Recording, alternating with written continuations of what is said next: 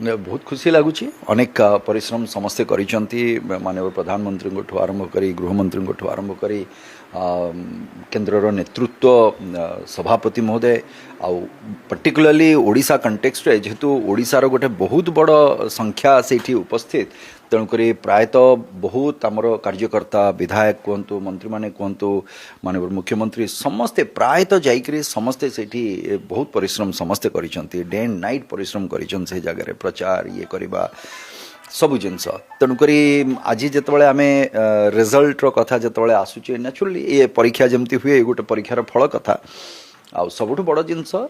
माँकर आपन जमती कहले दीदी जीवे दादा आसबे दीदी जीवाटा सुनिश्चित यहाँ दीदी जीवाटा जो खुशी कथाटा जोटा कह जाए यहाँ कौन सी पर्सनल जिनस तो मुझे कहबी ये जिनसटा जड़े से जीवे कौन करेंगे सेटा तांकर दलीय कथा किंतु जो प्रकार चली शासन व्यवस्था तांको निर्देश रे सेटा जाउची सेटा मु खुशी कहबिनी सेटा आम समस्त गोटे बहुत बड़ आश्वस्तर कथा और आत्मसंतोषर कथा जे प्रथम कथा हूँ पश्चिम बंग भाव परिचय पाइब जय बांग्ला रो परिचय सेठी रहिबनी तार जय बांग्ला हूँ आम पड़ोसी देशर स्लोगान हूँ जय बांग्ला खेला हबे पड़ोसी देशर हूँ सेटा स्लोगान सेटा पश्चिम बंगर बा सोनार बांग्ला जोटा आम कहू तार स्लोगान से यहाँ नुहे पश्चिम बंग हूँ सी आमर पश्चिम बंग तेणुक तार जो मैंने जनसाधारण अच्छा से यहाँ गोटे बहुत बड़ आश्वस्तिर कथा हम आ मु देखी प्रचार भितर से लोक मानकर भय आखिरे कहवाई गोटे पद तांको पाखरे शक्ति नथिला ताकू भी छड़े जाइछला तेणुक आम जो कहू आम स्वाधीन राष्ट्र नागरिक कहीकि केबे भी आपण मन तो निश्चय जाइथिबे से जगार से बुझी पारिथिबे एवं आज से बुझीबे जे स्वाधीनतार प्रकृत अर्थ कौन आ स्वाधीनतार जो मंजी बुणा होता पोता होता से माटी ही पोता होता से माटी बाहर आज जहाँ वंदे मातरम आम कहे अनेक शहीद से जगार रही सुभाष बोस को भली खुदीराम को भली अनेक शहीद अच्छा तेणुक से माटी जिते आम ये सब जिनस देखुचे कौटी ना कौटी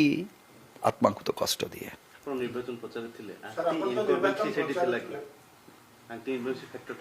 निश्चित खाली एंटी इनकम्बेन्सी नुह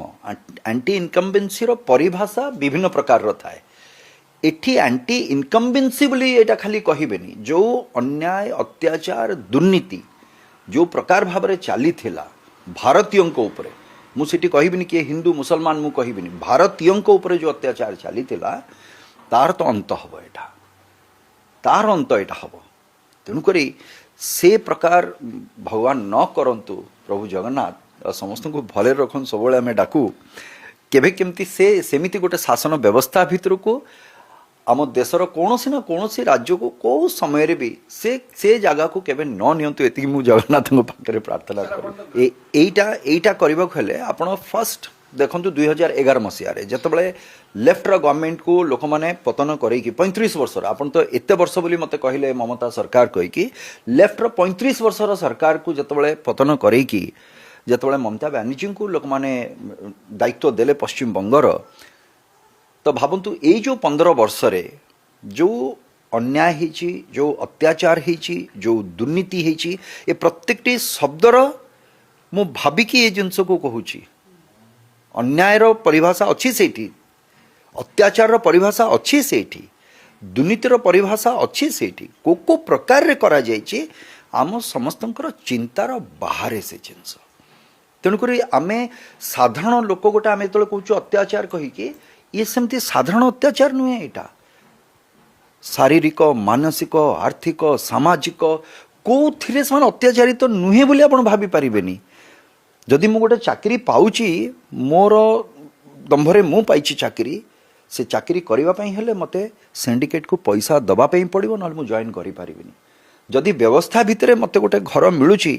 केन्द्र रु आसी गोटे घर मो पाई मोर दरकार अच्छी गोटे घर मु इटाटे पकेबा पाई मते पैसा दवाई पड़ो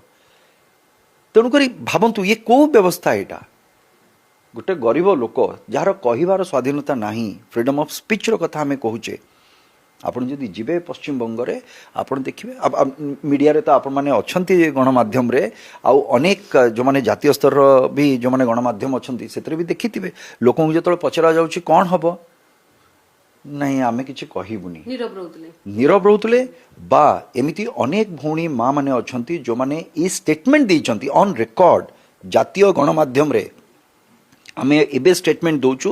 ମୁଁ ଜାଣିନି ଯେ ୟା ପରେ ମୁଁ କେତେ ସୁରକ୍ଷିତ ହୁଏତ ମୁଁ ଘରେ ପହଞ୍ଚି ପାରିବି କି ନାହିଁ କି ମଝିରୁ ମୁଁ କେଉଁଠୁ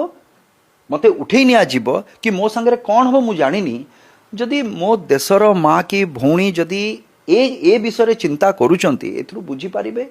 ଅନ୍ୟାୟ ଅତ୍ୟାଚାରର କେଉଁ ପ୍ରକାରର ଅନ୍ୟାୟ ଅତ୍ୟାଚାର ସେ ଜାଗାରେ ଘଟୁଥିଲା ତେଣୁକରି କେଉଁଠି ନା କେଉଁଠି ନିଶ୍ଚିତ ଭାବରେ ଆମେ କହୁନା ଯେ ଉପରବାଲାର ଯେଉଁ ଲାଠି ଅଛି ସେଥିରେ ଶବ୍ଦ ନଥାଏ ତେଣୁକରି ଆଜି ମୋ ପାଇଁ ମୁଁ ଭାବିବି ଯେ ଯେଉଁ ସ୍ୱାଧୀନତାର ମାଟିର କଥା କହୁଛୁ ଆଜି ସେ ମାଟି ପ୍ରକୃତ ଅର୍ଥରେ ଆଜି ସେ ସ୍ୱାଧୀନତା ସେ ପାଇବେ ସେ ଲୋକମାନେ ଆଜି କହିବା ତାଙ୍କ ମନ କଥା ସେ କହିପାରିବେ ତାଙ୍କ କଷ୍ଟକୁ ସେ ବ୍ୟାଖ୍ୟା କରିପାରିବେ ତେଣୁକରି ମୁଁ ସେଇଥିପାଇଁ ଖୁସି ଯେ ଆଜି ସେ ଲୋକଙ୍କ ପାଇଁ ଗୋଟେ ଭଲ ଦିନ ଆସୁ